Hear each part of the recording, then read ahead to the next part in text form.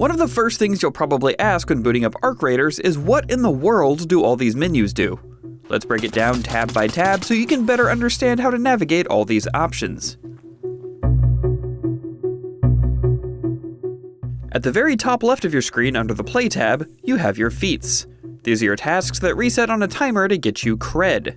This is the currency you'll use to buy items in the Battle Pass, otherwise known as your Raider deck. We'll cover all of that once we get to the Decks tab. Right underneath your feats are your current quests. These are missions that you get from in-game traders that advance the story, give you new equipment, and help you learn different mechanics.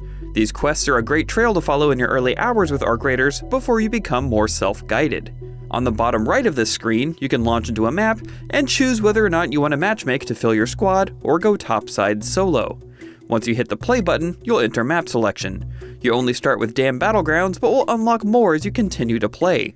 Pay close attention to the right side of the screen, as you'll see the difficulty of the current map, the time left before a new event rotates to that map, and the current event that map features.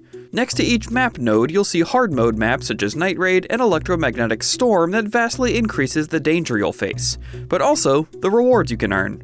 Once again, check the pane on the right to see exact details of what that map variant may offer. As of now, 4 maps are available once you unlock them: Dam Battlegrounds, Buried City, Spaceport, and the Blue Gate, and you'll unlock them in that order. They're currently teasing us with a 5th, Stellamontis, which will become available at a later date.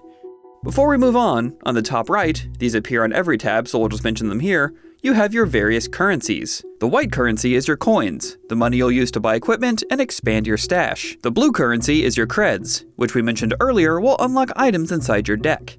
And the yellow currency is your Raider tokens, the premium currency you spend real money for. These allow you to buy new premium decks once they become available, and special cosmetics you'll find in the Store tab and the Raider customization menu. Finally, next to all those, you have your Raider level and the XP needed to gain a new one. When you gain a level, you receive a skill point you can use in the skill tree. Your level also gates a few menu options like your codex and trials, which we'll also get to later. The next tab over is your workshop, where you'll craft equipment that you'll need while topside. The first box at the bottom of the screen is for Scrappy, a rooster that will passively collect materials for you while you're out on missions. Scrappy can also be upgraded using various materials that you'll see when you click Train inside of his menu.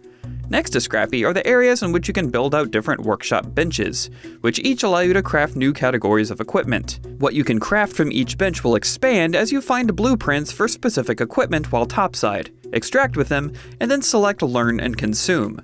Once you've built the benches, you can continue to upgrade them to allow you to craft more high-value blueprints. When tabbing over any particular equipment piece, or when selecting a bench upgrade, you can choose to track resources for that build, which will add a little eyeball icon to resources you'll need, as well as add the item to your logbook while in Speranza, and your map screen while topside. Here's a quick overview of what all of them offer. This is just the order in which I built them, so this menu may look a bit different on your screen, but they all still function as described. Your workbench gives you starter augments and shields, simple weapons, ammo, and other basics. Most things available at the workbench have better versions and more specialized benches, but you'll be using this one a lot initially.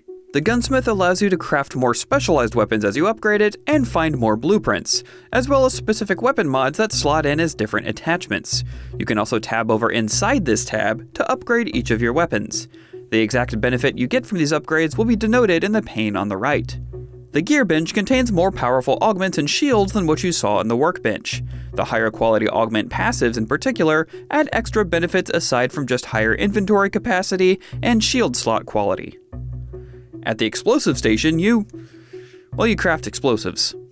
Not sure what else I can tell you here, but trigger nades are really cool. The refiner offers items commonly used to craft other items. This is where all the fabric, chemicals, and miscellaneous parts you collect will come in handy, so you can build parts you actually need for other benches. The medical lab lets you craft different kinds of bandages, shield rechargers, and adrenaline shots to keep yourself and others alive.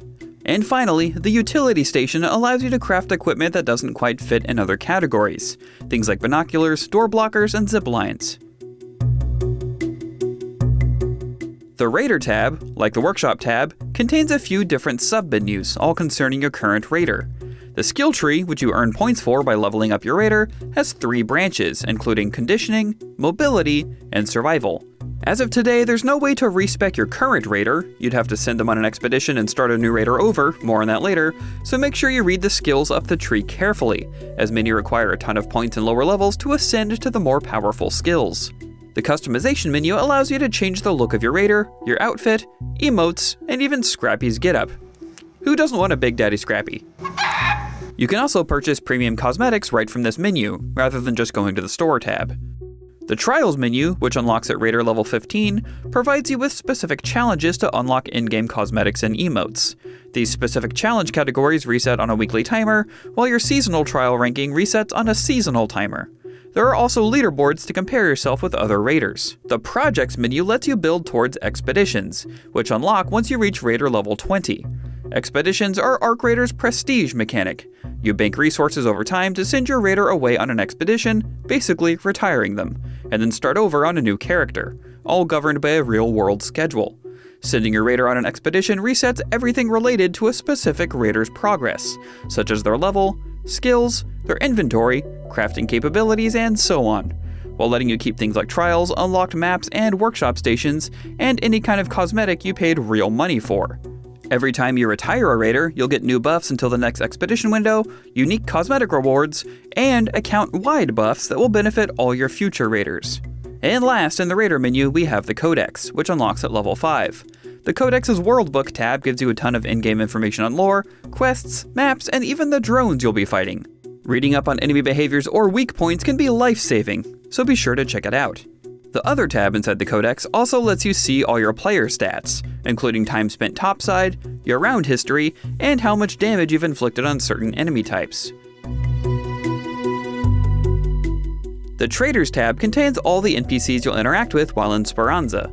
You can trade items, purchase goods, and accept and turn in quests from all of them. You can trade assorted seeds to Celeste for crafting materials, and spend coins to purchase items from everyone else. Shawnee provides you with utility items like binoculars and hatch keys, Tianwen sells you guns, gun mods, and ammo, Apollo offers various explosives and gadgets, and Lance provides medical items, augments, and shield rechargers. As mentioned before, decks are Arc Raider's battle passes. Inside a particular deck, you can spend creds you earn from completing feats to unlock cosmetics and Raider tokens, the premium currency. You have to spend a certain amount of creds on each page of a deck to unlock the next page. On the right side of the deck's page, there's a full pane for your feats, and the times on which they'll reset. The Store tab is where you'll spend Raider tokens to unlock premium cosmetics. Inside the different selections are specific items you can buy if you don't want the whole bundle, but buying the bundle will get you all of them at a discounted rate.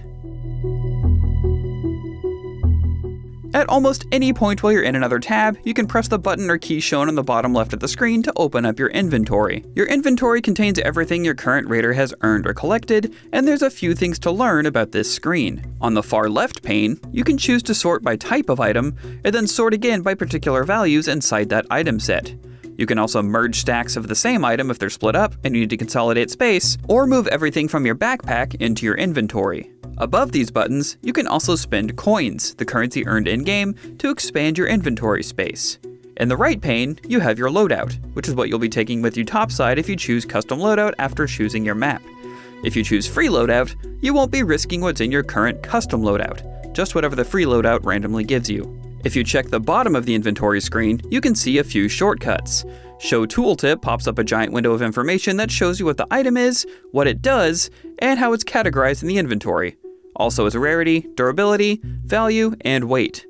Keep in mind these little symbols as well, since those will help you categorize items at a glance over time. Clicking the Actions shortcut pops up a list of things you can do with an item, including selling them right from your inventory. You can also multi-select items on console by holding L2 and pressing X on PlayStation, or the left trigger and A on Xbox.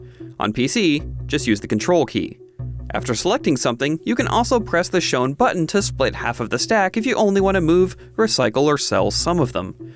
And finally, you can quick move items from your inventory into your loadout, or vice versa, by pressing the shown button here. If your inventory is full, the items won't move over from your loadout. Inside the inventory, there are two more tabs. The first is your logbook, which keeps track of your current quest progress, as well as the resources you're tracking.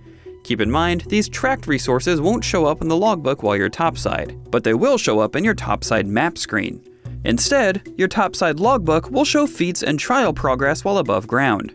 On the final inventory tab, you have your system menu, which lets you change options and manage your party, friends, and recent players. And that's all you need to know about the menus in Arc Raiders. Thanks for watching, and keep it locked to IGN.